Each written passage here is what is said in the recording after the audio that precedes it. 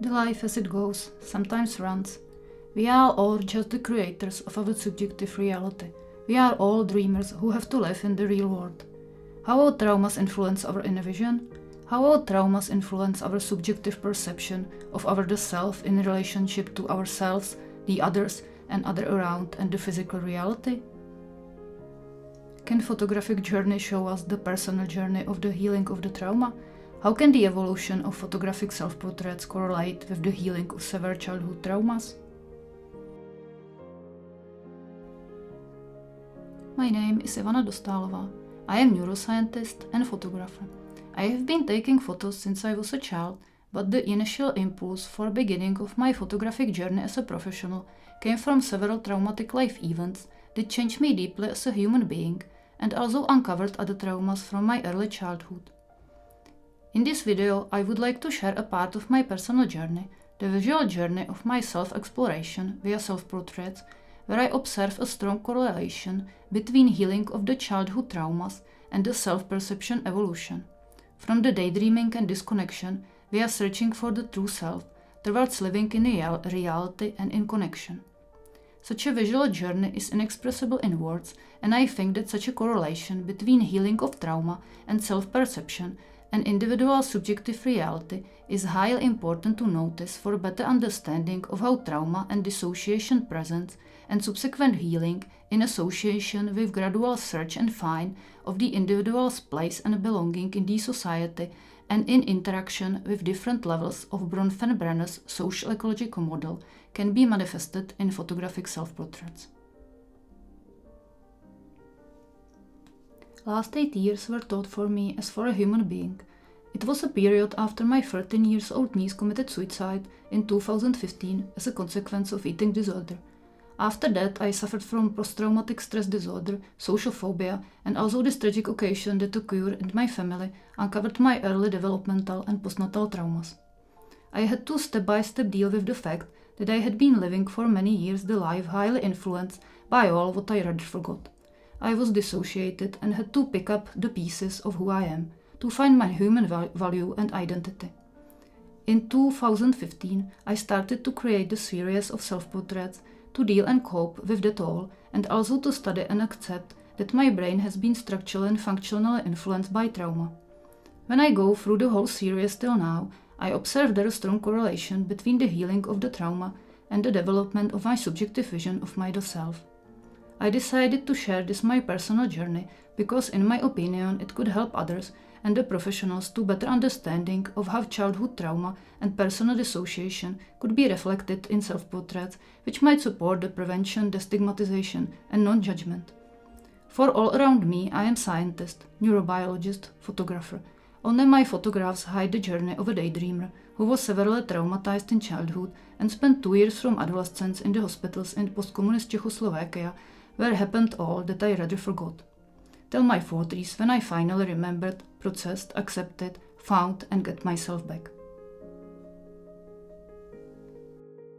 In this part, we will go through key self-portraits chronologically to explore and understand the correlation between healing of childhood traumas and individual self-perception, vision of oneself by oneself. We will go through the journey of visual self-objectification from fairy tale self-view and daydreaming to the self-exploration and study of the real self to the personal phototherapy. The first part represents the mind, which is calling for safety and inner peace, but is not capable to find it. It represents the deep human need and mind functioning. When there is too much of any pressure, stress, information, a man needs to immerse somewhere where is larger mental space to deal to overcome. Rather searching for a figure, a swimmer who would be able to immerse in the water of unconsciousness. Like if the mind would know that there is something to be discovered, like if the overwhelmed state was calling for more space to deal with the situation. I didn't physically swim that year, but my mind already perceived me as a swimmer, as will follow in the part 4. The second part reflects the world of a daydreamer, which brings the mind feeling of safety, however accompanied by flashes of unconscious memories. Sitting in old Kafka's house before one of my exhibitions, before anyone came to the place, there was a lot of light, and I felt feeling of calmness there. Fairy tale castle where a very little girl with small luggage is hidden in the corner, like if their encounter with unconsciousness would occur, the inner discourse. Another historical building in Prague, another connection with the self. Things will never be the same. How the mask on my face hides all from the past? Am I blinded in the ball of development? These are the flashes of unconscious memories, the friends of Rainbow Rain, but I could not perceive them at that time. Maybe the time had not yet come to bring these flashes towards the light of consciousness. This image opens in me the question, to which extent the daydreaming strategy brings something higher into people's lives, and to which extent this strategy prevents, in brackets, normal living. What is normal living? Where is the thin border not to lose the self in daydreaming? Can trauma lead to more openness of the mind to spirituality?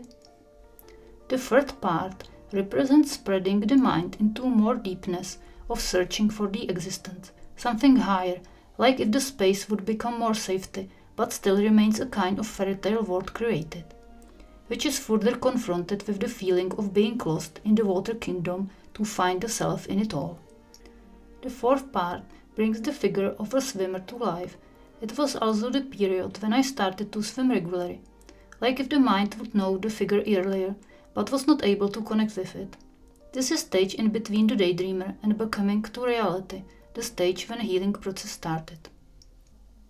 The fifth part represents a dreamer's awakening towards reality, returning back to the self, trying to find a place to fit in inside the self as well as in connection with the world around and others.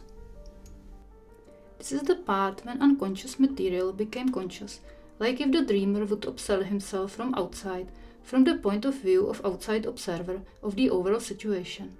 This part is associated with the self-exploration and study, gentle touching of the world around from different perspective, a kind of process how to cope, how to cut ties with the past and see the world with hope and love, to build a safe, healthy environment inside the self where no leaks are needed. Possibility of conscious decisions and the possibility of decisions making bring humility and gratitude into the life. There is a dreamer's mind coming into the discourse with the society. I was feeling like standing alone with my love, childish pureness and fantasy in the middle of competitive and judging society, like a newly born individual standing on a meadow of the unbuilt areas of the mind. I also had the need to show others my dreamy world of goodness. I became a fighter for more dreamers, love believers, authenticity, deepness and non-judgment in the society.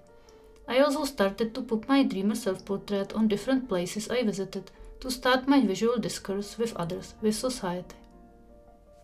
During the period of searching for belonging, I started to burn the dreamer and that other which was associated with the past. However, the question has arisen, is it needed to burn your previous life story, your past, your neurobiological and other development, or can it be transformed to something good, for the self itself and for the others? Can I stay a dreamer who however lives in the real world and who can teach others how to see and perceive the world via the higher vision? Could I become an invisible visitor who comes with his camera to become a part of the community, visual voice and a researcher who explores? Could I, in my whole pureness of the new beginning, start from a reborn embryonic position to create my inner as well as outer world of connection? And now, when the mind is conscious and connected with white balls from different levels of Bronfenbrenner's socio-ecological model, which ones I would like to keep in my life? This was the first stage of my life when the feeling of a deep relief came to me. It was like to finally be able to breathe freely with conscious mind. The first feeling in my life when I felt that I can live my life the way I created myself. I would like to finish this series of self-portraits with the discourse with the self. The self, our most intimate partner, our most intimate friend, our most intimate critic, guardian of our inner child and of the memories of fetus in the womb. Each second of our lives we are in a deep discourse with him. What is the self?